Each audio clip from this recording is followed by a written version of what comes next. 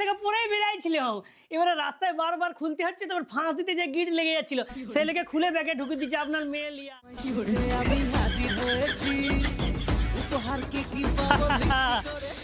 কই কোথায় আছেন? আরে জামাই বাবা, এসো এসো এসো এসো এসো। মা ভালো আছেন তো? দেখি দেখি দেখি। থাক থাক থাক থাক, ভালো থাকো, বড় হও, আরো ইনকাম বাড়ুক। এসো এসো বাবা, দুয়ারটাই না দাঁড়িয়ে থেকে ঘর ভিতর দিকে এসো। হ্যাঁ চলুন মা, চলুন চলুন। এসো এসো এসো। তা বাবা, হ্যাঁ বলছি এত সবের কি দরকার ছিল বলো দেখিনি? অল্প মিষ্টি আনলেই হতো, একবারে এক বালতি মিষ্টি আনার কি দরকার ছিল? সত্যি বাবা, আমার জামাইকে বলতে হবে। এসো এসো এসো।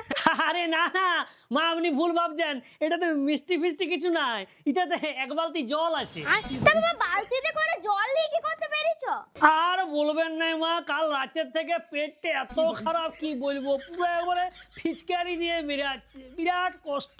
এবারে ভাবলাম এই জামাই ষষ্ঠী না গেলে আপনি আবার রাগ করতেন যদি না আসতাম, তো এবারে রাস্তায় তো হামেশাই পাচ্ছি, একটু করে আসছি পাচ্ছে, বাস দৌড় করাচ্ছি আসছি। আমি ঘর থেকে বেরোনোর সময় ভাবলাম যে রাস্তায় যদি পেয়ে যায় কত জল বোতল কিনবো, তাই ঘর থেকে এক বালতি জল নিয়ে বেরিয়েছিলাম। বাবা, আজকের দিনেই ছেলেটির শরীরটা খারাপ হতে হলো।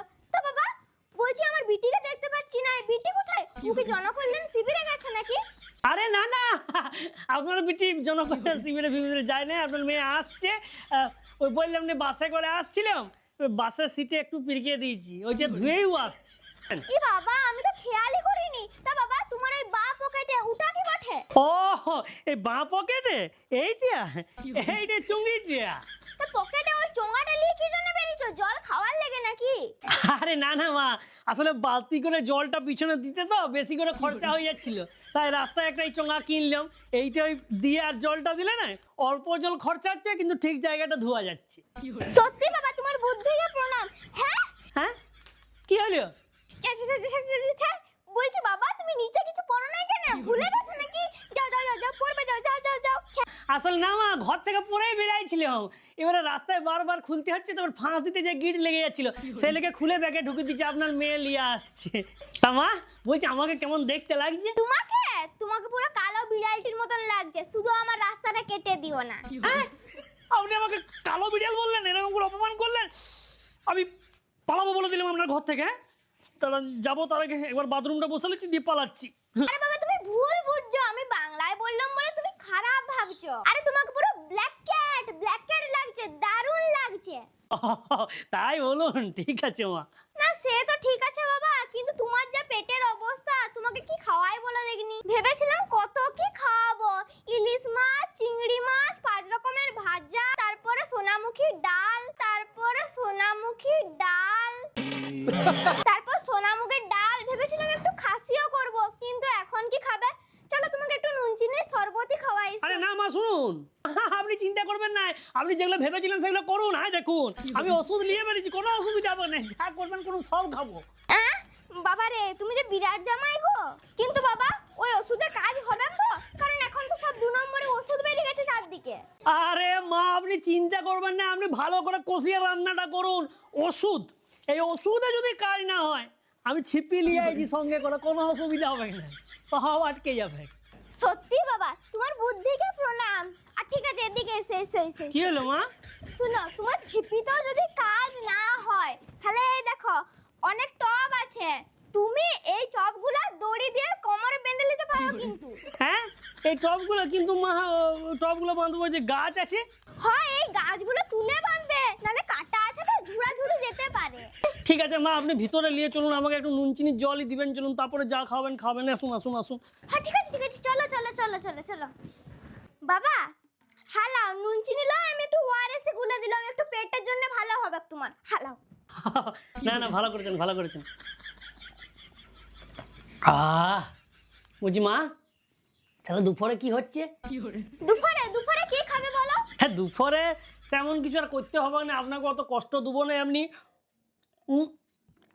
ভাত তো হচ্ছেই, আলু ভাজা আর ভাজাভুজি যা করবেন অল্প করে দিবেন, আর একটা কাজ করবেন, খাসির মাংসটাই করুন, আর মাছ ফাছ কিছু করতে হবে না, আর বেশ রিচ করে করবেন, কষা কষা করে করবেন, আমার কষা কষাটা ভালো লাগে, বেশি ঝোল করবেন।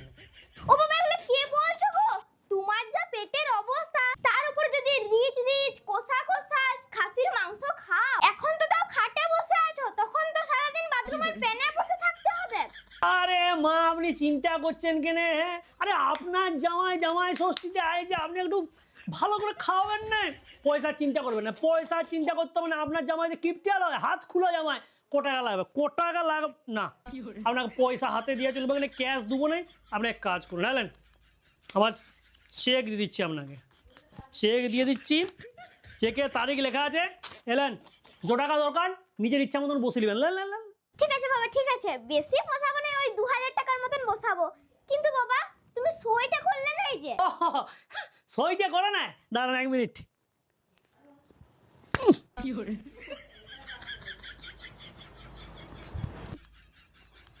এ বাবা, হ্যাঁ, এটা কি করছো? কই চেকটা দেন। কি করলাম এইটা? এই যে সইয়ের জায়গাটাই এই যে দিয়ে দিলাম, সই করে দিলাম, যান। কিন্তু বাবা তুমি যে তারিখটা লিখেছো এটা পরের মাসের 20 তারিখ, তো টাকাটা কি পরের মাসের 20 তারিখে পাবো? হ্যাঁ, ডেটটা পরের মাসে দেওয়া আছে, পয়সা পরের মাসে পেয়ে যাবেন, কোনো অসুবিধা নাই। ও আচ্ছা, ঠিক আছে, তুমি রেস্ট নাও, আমি খাবার দাবারের ব্যবস্থা করি, হয়ে গেলে তোমাকে ডাকছি, ঠিক আছে? হ্যাঁ। তুমি রেস্ট নাও। ঠিক আছে মা। বাবা বসেছো? ঠিক করেছো, দেরি হয়ে গেল, লাই কিছু মনে করো না, একা হাতে সব করলাম তো। আরে না মা, ঠিক আছে, কোনো অসুবিধা নাই। না বাবা, শুরু করো, তুমি নিজেই ঢাকাটি খুলো। আচ্ছা, ঠিক আছে। হ্যাঁ,